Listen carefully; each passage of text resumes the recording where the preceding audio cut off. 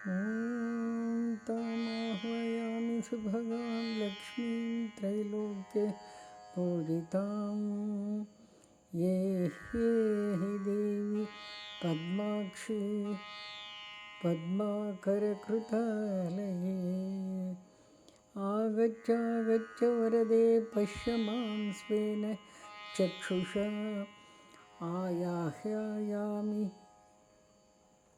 धर्मार्थकाममोक्षमये शुभे।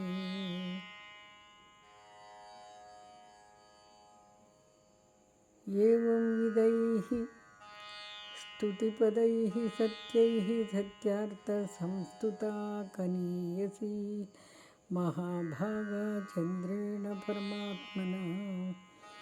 निशाकारश्च सा देवी भ्रातरौ द्वौ पयोनिधेः उत्पन्नमात्रौ तावास्तां शिवकेशवसंश्रितौ। सनत्कुमारस्तं ऋषिं समाभाष्य पुरातनं प्रोक्तवानितिहासं तु लक्ष्म्याः स्तोत्रमनुत्तमम्। अतेदृशान्महाघोरात् दारिद्र्यान्नरकात्कतं मुक्तिर्भवति लोकेऽस्मिन् दारिद्र्यं याति भस्मताम्। सनत्कुमार उवाच पूर्वं कृतयुगे ब्रह्मा भगवान् सर्वलोककृत् सृष्टिं नानाविधां कृत्वा पश्चात् चिन्तामुपेयिवान्।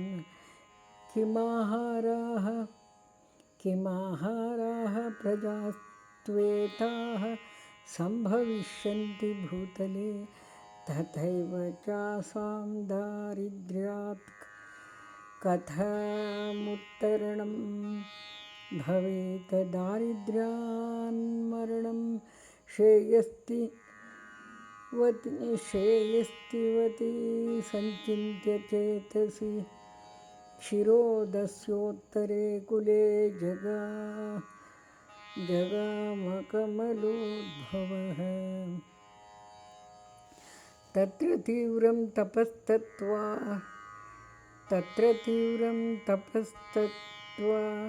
कदाचित् परमेश्वरं ददर्श पुण्डरीकाक्षं वासुदेवं जगद्गुरुं सर्वज्ञं सर्वशक्तीनां सर्वावासं सनातनं सर्वेश्वरं वासुदेवं विष्णुं लक्ष्मीपतिं प्रभुं सोमकोटिप्रतीकाशं क्षीरोदविमले जले अनन्तभोगशयनं विश्रान्तं श्रीनिकेतनं कोटिसूर्यप्रतीकाशं महायोगेश्वरेश्वरं योगनिद्रारतं श्रीशं सर्वावासं सुरेश्वरं जगदुत्पत्तिसंहारस्थितिकारणकारणं लक्ष्म्यादिशक्तिकरणजातमण्डलमण्डितम्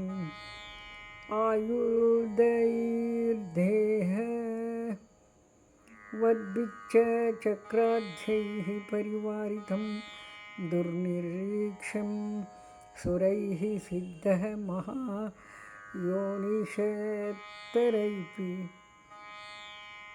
दुर्निरीक्ष्यं सुरैः सिद्धः महायोनिशतैरपि आधारं सर्वशक्तीनां परं तेजः सुदुस्सहसम्। आधारं सर्वशक्तीनां परं तेजः सुदुस्सहं प्रबुद्धं देवमीशानं दृष्ट्वा कमलसम्भवः शिरस्यञ्जलिमाधाय स्तोत्रं पूर्वमुवाचः मनोवाञ्छितसिद्धिं त्वं पूरयस्व महेश्वर जितं ते पुण्डरीक्ष नमस्ते विश्वभावना नमस्तेस्तु हृषीकेश महापुरुषपूर्वज सर्वेश्वर जयानंद सर्वावासपरात्पर प्रसीद मम भक्तस्य छिन्धि सन्देहजं तमः। एवं स्तुतः स भगवान् ब्रह्मणा व्यक्तजन्मना प्रसादाभिमुखः प्राह हरिर्विश्रान्तलोचनः। श्रीभगवानुवाच हिरण्यगर्भ तुष्टोऽस्मि ब्रूहि यत्तेऽभिवाञ्छितं तद्वक्ष्यामि न सन्देहो भक्तोऽसि मम सुहृदा। केशवाद्वचनं श्रुत्वा करुणाविष्टचेतनः प्रत्युवाच महाबुद्धिर्भगवन्तं जनार्दनं चतुर्विधं भवस्यास्य भूतसर्गस्य केशव परित्राणाय मे ब्रूहि रहस्यं परमाद्भुतम्। दारिद्र्यशमनं धन्यं मनोज्ञं पावनं परं सर्वेश्वर महाबुद्धः स्वरूपं भैरवं महत्। श्रियः सर्वातिशायन्यास्तथा ज्ञानं च शाश्वतं नामानि चैव मुख्यानि यानि गौणानि चाच्युता। त्वद्वक्त्र कमलोत्थानि श्रेतुमिच्छामि तत्त्वतः इति तस्य वचः श्रुत्वा प्रतिवाक्यमुवाच सः। श्रीभगवानुवाच महाविभूतिसंयुक्ता षड्गुण्यवपुषः प्रभो भगवद्वासुदेवस्य नित्यं चैशानपायिनी एकैव वर्तते भिन्ना ज्योत्स्नेव हिमदीधितेः सर्वशक्त्यात्मिका चैव विश्वं व्याप्य व्यवस्थिता सर्वैश्वर्यगुणोपेता नित्यशुद्ध स्वरूपिणे प्राणशक्तिः परा हेषा सर्वेषां प्राणिनां भुवि शक्तीनां चैव सर्वासां योनिभूता परा कला। अहं तस्याः परं नाम्नां सहस्रविधमुत्तमं शृणुष्वावहितो भूत्वा परमैश्वर्यभूतिदं देव्याख्यास्मृतिमात्रेण दारिद्र्यं याति भस्मताम्। अत महालक्ष्मीसहस्रनामस्तोत्रम् अथवा कमलासहस्रनामस्तोत्रम्। श्रीः पद्मा प्रकृतिः सत्त्वा शान्ता चिच्शक्तिरव्यया केवला निष्कला शुद्धा व्यापिनी व्योमविग्रहा व्योमपद्मकृता धारा परा व्योमामृतोद्भवा निर्व्योमा व्योममध्यस्था पञ्चव्योमपदाश्रिता अच्युता व्योमनिलया परमानन्दरूपिणी नित्यशुद्धा नित्यतृप्ता निर्विकारा निराक्षणा ज्ञानशक्तिः कर्तृशक्तिर्भोक्तृशक्तिः शिखावहा स्नेहाभासा निरानन्दा विभूतिर्विमलाचला अनन्ता वैष्णवी व्यक्ता विश्वानन्दा विकासिनी शक्तिर्विभिन्न सर्वार्थिः समुद्रपरितोषिणी मूर्तिः सनातनी हार्द्री निस्तरंगा निरामया ज्ञानज्ञेया ज्ञानगम्या ज्ञानज्ञेयविकासिनी स्वच्छन्दशक्तिर्गहना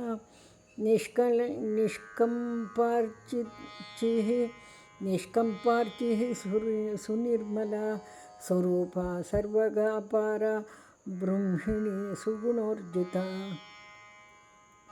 अकलंका निराधारा निस्संकल्पा निराश्रया असंकीर्णा सुशांता च शाश्वती भासुरी स्थिरा अनौपम्या निर्विकल्पा नियंत्रिणी यंत्रवाहिनी अभेद्या भेदिनी भिन्ना भारती वैखरी खगा अग्राह्या ग्राहिका गूढा गंभीरा विश्वगोपिनी अनिर्देशा प्रतिहता निर्बीजा पावनी परा अप्रतर्क्या परिमिता भवभ्रांति विनाशिनी एका द्विरूपा त्रिविधा असंख्याता सुरेश्वरी सुप्रतिष्ठा महाधात्री स्थितिर्वृद्धिर्ध्रुवा गतिः ईश्वरी महिमारुद्धिः प्रमोदा उज्ज्वलोद्यमा अक्षया वर्धमाना च सुप्रकाशा विहंगमा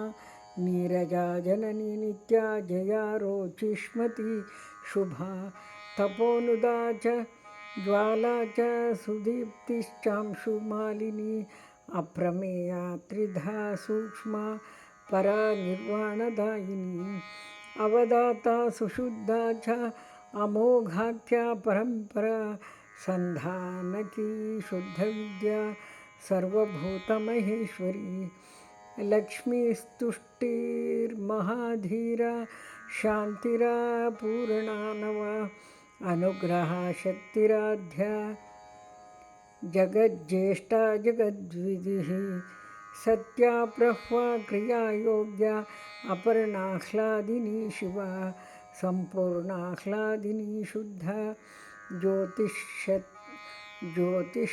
ज्योतिष्मत्यमृतावः रजोवत्यर्क प्रतिभाकर्षिणी कर्षिणी रसा परा वसुमती देवी कांतिः कांतिर्मतिः कला कला कलंकरहिता विशालोद्दीपनी रतिः संबोधिनी हारिणी च प्रभावा भवभूतिदा अमृतस्यन्दिनी जीवा जननी खंडिका स्थिरा धूमा कलावती पूर्णा भासुरा सुमतीरसा शुद्धा ध्वनिः श्रुतिः सृष्टिर्विकृतिः कृष्टिरेव च प्रापणी प्राणदा प्रह्वा विश्वा पाण्डुरवासिनी अवनिर्वज्रनलिका चित्रा ब्रह्माण्डवासिनी अनन्तरूपानन्तात्मा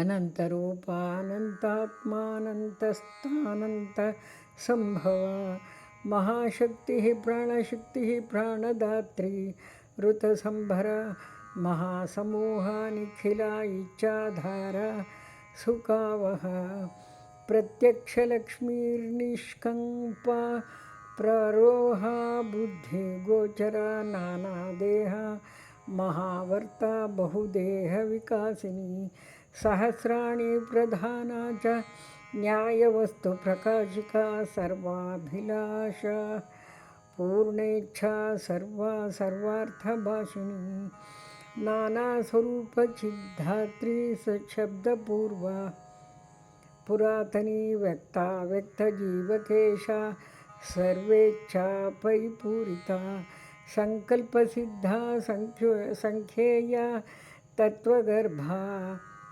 धरावहा भूतरूपा चित्स्वरूपा त्रिगुणा गुणगर्भिता प्रजापतीश्वरी रौद्री सर्वाधारा सुखावहा कल्याणवाहिका कलिकल्मषनाशिनी निरूपोद्भिन्न संतान सुयंत्रा त्रिगुणालया महामाया योगमाया महायोगेश्वरेश्वरी प्रिया महास्त्री विमला कीर्तिर्जया लक्ष्मीर्निरंजना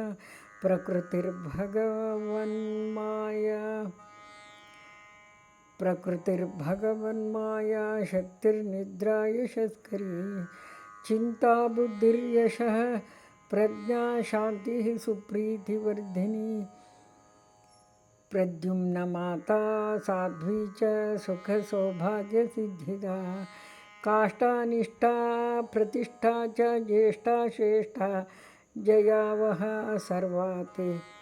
सर्वातिशायिनी प्रीतिर्विश्वशक्तिर्महाबला वरिष्ठा विजया वीरा जयन्ती विजयप्रदा हृद्गृहा गोपिनी गुह्या गणगन्धर्वसेविता योगीश्वरी योगमाया योगिनी योगसिद्धिदा महायोगेश्वरवृता योगा योगेश्वरप्रिया महायोगेश्वरवृता योगा योगेश्वरप्रिया ब्रह्मेन्द्ररुद्रनमिता सुरासुरवरप्रदा त्रिवर्त्मगा त्रिलोकस्था त्रिविक्रम पदोद्भवा।